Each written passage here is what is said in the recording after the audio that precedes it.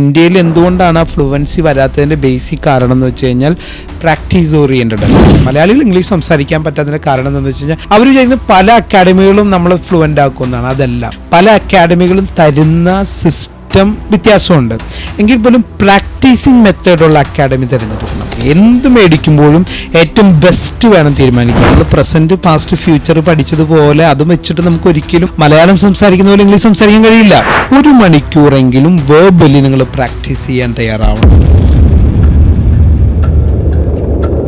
എന്തുകൊണ്ടാണ് മലയാളികൾ ഇത്രയധികം കോഴ്സുകൾ ചെയ്തിട്ട് ഫ്ലുവൻ്റ് ആവാത്തത്?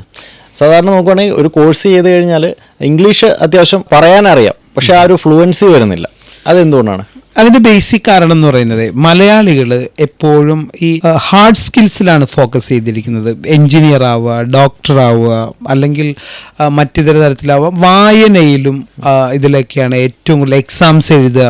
അങ്ങനെയുള്ളതിലാണ് ശരിക്കും മലയാളികൾ നമ്മൾ ഫോക്കസ് ചെയ്തിരിക്കുന്നത്. നമ്മൾ സോഫ്റ്റ് സ്കില്ലിൽ വളരെയധികം ഇപ്പോൾ വന്നു തുടങ്ങിയിട്ടുണ്ടെങ്കിൽ പോലും നമ്മളിൽ ഒരു പഠന ശൈലി അടിച്ചേൽപ്പിച്ചിട്ടുണ്ട്. ഇതൊരു ബേസിക് പ്രോബ്ലം. എന്നെ സംബന്ധിച്ചിടത്തോളം ഞാൻ 7ൽ വെച്ച് പഠിത്തം നിർത്തിക്കൊണ്ട് ആ സിസ്റ്റം ഞാൻ മാറ്റി വെച്ചു. എൻ്റെ ലൈഫിൽ ആവശ്യമുള്ളത് മാത്രമാണ് ഞാൻ പഠിച്ചുകൊണ്ടിരുന്നത്. ലൈഫിൽ ആവശ്യമുള്ളത് ആദ്യം തന്നെ കരാട്ടെ പ്രാക്ടീസ് ചെയ്യാൻ പോയി. അത് 100% എനിക്ക് ലൈഫിൽ 100% പോകാനുള്ള എല്ലാവിധതും കരാട്ടയിൽ നിന്ന് കിട്ടിയതാണ്. അപ്പം ഞാൻ പറയുന്നത് ലൈഫ് സ്കില്ല് പഠിക്കൽ വളരെ കുറവാണ്. അതുകൊണ്ടാണ് നമ്മുടെ കുട്ടികൾ MBA കഴിഞ്ഞിട്ടും ഇനി എന്ത് ചെയ്യണമെന്ന് ആലോചിക്കുന്നതിൻ്റെ ബേസിക് കാരണം. അല്ലെങ്കിൽ എൻജിനീയേഴ്സ് ആയിട്ടും വേറെ ജോലിക്ക് പോകുന്നതിൻ്റെ കാരണം എന്താ? പഠനം ശരിക്കും പ്രാക്ടിക്കലി അത് അക്സെപ്റ്റ് ചെയ്തിട്ടില്ല. അപ്പോൾ നമ്മളിവിടെ പഠിക്കുക എന്ന് പറയുന്നത് എഴുതിയും വായിച്ചും എക്സാം എഴുതിയും പഠിക്കുക എന്ന് പറയുന്ന ഒരു കോൺസെപ്റ്റിലേക്ക് നമ്മൾ കടന്നു. അപ്പോൾ ഇംഗ്ലീഷ് ഫ്ലുവൻസിക്ക് വേണ്ടി പഠിക്കുന്നവരും ഇത് തന്നെ ചെയ്യണം. അപ്പം നമ്മുടെ സ്റ്റുഡൻസ് പോലും ആദ്യം ചെയ്യുന്നത് കുറേ എഴുതാണ്. അപ്പം ഞാൻ പറഞ്ഞു, എഴുതിയല്ല പ്രാക്ടീസ് ചെയ്യേണ്ടത്, എഴുതിയല്ല പഠിക്കണം. നമുക്ക് സംസാരിക്കുകയല്ല ചെയ്യേണ്ടത്. ഞാൻ പറയുന്നത് നമുക്ക് വെള്ളത്തിൽ നീന്തുക ചെയ്യേണ്ടത്. വെള്ളത്തിൽ നീന്തുമ്പോൾ നമ്മൾ ബുക്ക് മേടിച്ച് പഠിച്ചിട്ട് കാര്യമില്ലല്ലോ. അപ്പോൾ കേരളത്തിലെ ആളുകൾ, കേരളത്തിൽ നിന്ന് മാത്രമല്ല ഇന്ത്യയിൽ എന്തുകൊണ്ടാണ് ആ ഫ്ലുവൻസി വരാത്തതിൻ്റെ ബേസിക് കാരണം എന്ന് വെച്ച് കഴിഞ്ഞാൽ പ്രാക്ടീസ് ഓറിയൻറ്റഡ് അല്ല. പിന്നെ പറയുന്നതാണ് സംസാരിച്ച് ഫ്ലുവൻ്റ് ആവാമെന്ന്. ഈ സംസാരിച്ച് ഫ്ലുവൻ്റ് ആവണമെങ്കിൽ നമ്മൾ ദാസനും വിജയനും പറയുന്നത് പോലെ കള്ളക്കടത്ത് നടത്താം. പക്ഷേ എന്തെടുത്ത് വെച്ച് കടത്തും? ശരിക്കും ഞാൻ പറഞ്ഞില്ലേ, നമ്മൾ പ്രസൻറ്റ് പാസ്റ്റ് ഫ്യൂച്ചർ പഠിച്ചതുപോലെ അതും വെച്ചിട്ട് നമുക്ക് ഒരിക്കലും മലയാളം സംസാരിക്കുന്ന പോലെ ഇംഗ്ലീഷ് സംസാരിക്കാൻ കഴിയില്ല. തട്ടിമുട്ടി സംസാരിക്കാൻ കഴിയും. നമ്മളൊരു ലാംഗ്വേജ് വളരെ ഫ്ലെക്സിബിളായിട്ട് സംസാരിക്കണമെങ്കിൽ എന്ത് ചെയ്യണം? അതിലത്രയധികം പ്രാവീണ്യം നേടണം. അതല്ലെങ്കിൽ എന്താ പറയുക, കഴിവ് നേടണം. അപ്പോൾ മലയാളികളുടെ പ്രശ്നം എന്താ? അവരിപ്പോഴും എഴുതുകയും വായിച്ചുകൊണ്ടിരിക്കുകയാണ്. ഇപ്പോൾ ഒരു സെൻറ്റൻസ് നമ്മൾ പ്രാക്ടീസ് ചെയ്യുമ്പോൾ, ഇപ്പോൾ ഐ ടോൾഡ് യു 1000 ടൈം എന്ന് പറയുമ്പോൾ ആ ഇമോഷൻ ഉണ്ടാവണം. നമ്മളെന്താ പറയുക? ഐ ടോൾഡ് യു 1000 ടൈം ഇത് മനസ്സിലാക്കിയുള്ളൂ. പക്ഷെ നമ്മളത് 50 പ്രാവശ്യം അതേ ഇതിൽ പ്രാക്ടീസ് ചെയ്ത് നോക്കി. I told you 1000 time don't do like this. ഞാൻ 1000 പ്രാവശ്യം നിന്നോട് പറഞ്ഞാണ് ഇങ്ങനെ ചെയ്യല്ലേ എന്ന്. ഇതാണ് ഫീൽ വരേണ്ടത്. ഇപ്പോൾ I told you 1000 time don't do like this, ഇത് വരണം എപ്പോഴും. ഈ റിതമാണ്, ഇംഗ്ലീഷിൽ റിതം ഉണ്ട്. ആ റിതം ഡെവലപ്പ് ചെയ്യാൻ ശ്രമിക്കുന്നില്ല.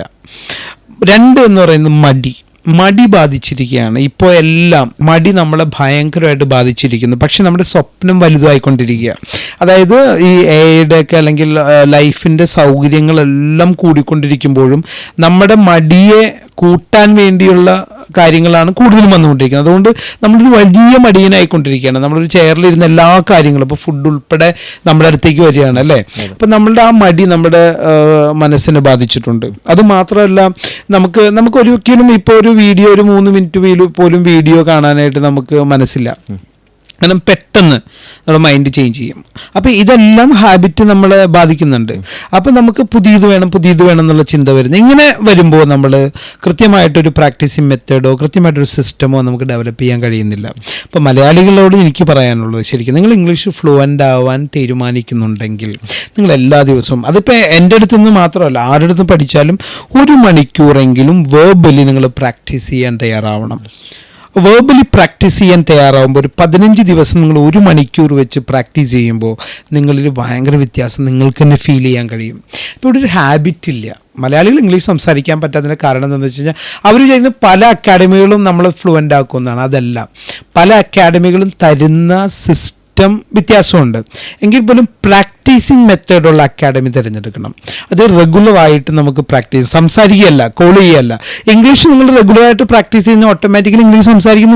നിങ്ങൾ സംസാരിക്കുന്നതിനെ കുറിച്ചല്ല ബോധർ ചെയ്യേണ്ടത്, നിങ്ങൾ പ്രാക്ടീസ് ചെയ്യുന്നതിനെ കുറിച്ചാണ് ബോധർ ചെയ്യേണ്ടത്.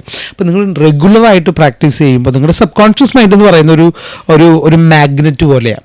എന്തിനേയും സ്വീകരിക്കാനുള്ള കപ്പാസിറ്റി നമ്മുടെ ബ്രെയിൻ ഉണ്ട്. ഫോട്ടോ എടുക്കുന്നത് പോലെ, ക്യാമറ പോലെയാണ് ബ്രെയിൻ, അതേപോലെ എടുക്കാൻ പറ്റും. പക്ഷെ അതൊരു കണ്ടിന്യൂസ് പ്രോസസ്സിലൂടെ വരുമ്പോൾ മാത്രമാണ് എന്ത് ചെയ്യുന്നത്, നമ്മളിപ്പോൾ വീഡിയോ ക്യാപ്ചർ ചെയ്യുന്നത് പോലെ തന്നെ ബ്രെയിന് ക്യാപ്ചർ ചെയ്യാൻ പറ്റും. ആ സിസ്റ്റത്തിലേക്ക് നമ്മൾ നിരന്തരം പ്രാക്ടീസ് മാത്രമാണ് അതിനൊരു പോകാൻ വഴിയുള്ളത്. അല്ലെങ്കിൽ ഫോട്ടോണിക് മെമ്മറിയൊക്കെ ഉണ്ടായി, ഫോട്ടോണിക് മെമ്മറിയൊക്കെ പഠിക്കണമെങ്കിൽ തന്നെ അതിൻ്റെ ഒരു ഹാബിറ്റ് ഉണ്ട്, ഇത് ഡെവലപ്പ് ചെയ്തെടുക്കണം. അപ്പോൾ മലയാളികളോട് എനിക്ക് പറയാനുള്ളത്, നിരന്തരം പ്രാക്ടീസ് ചെയ്യുന്ന ഒരു ഹാബിറ്റ് ഉണ്ടാക്കിയെടുക്കുക. എപ്പോഴും നമ്മൾ സൂപ്പർ സാധനം വേണമെന്ന് തീരുമാനിക്കുക. എന്ത് മേടിക്കുമ്പോഴും ഏറ്റവും ബെസ്റ്റ് വേണം തീരുമാനിക്കുക. അപ്പം നമ്മൾ എന്ത് ചെയ്യണം, നമ്മൾ ചിന്തിക്കുന്നത് ബെസ്റ്റ് ആവണം, നമ്മൾ ചെയ്യുന്ന പ്രവർത്തികൾ ബെസ്റ്റ് ആവണം, നമ്മൾ പഠിക്കുന്ന നോളജ് ബെസ്റ്റ് ആവണം, നമ്മൾ പ്രാക്ടീസ് ചെയ്യുന്നത് ബെസ്റ്റ് ആവണം, നമ്മുടെ ഹാബിറ്റുകൾ ബെസ്റ്റ് ആവണം. എന്നാലാണ് നമുക്ക് ബെസ്റ്റ് സാധനം കിട്ടത്തുള്ളൂ. ഇപ്പോൾ ഫ്ലുവൻസി വരണമെങ്കിൽ മലയാളികളോട് ഞാൻ പറയുന്നു, ഹാർഡ് വർക്ക് ചെയ്യാൻ പറ്റണം, ഒരു ഹാബിറ്റ് ഉണ്ടാക്കാൻ പറ്റണം, നിരന്തരമായിട്ട് ഇതിനെ പിന്തുടരാനുള്ള കപ്പാസിറ്റി ഉണ്ടാക്കണം. Everybody can speak English. The Western Speaker, Palarivattom.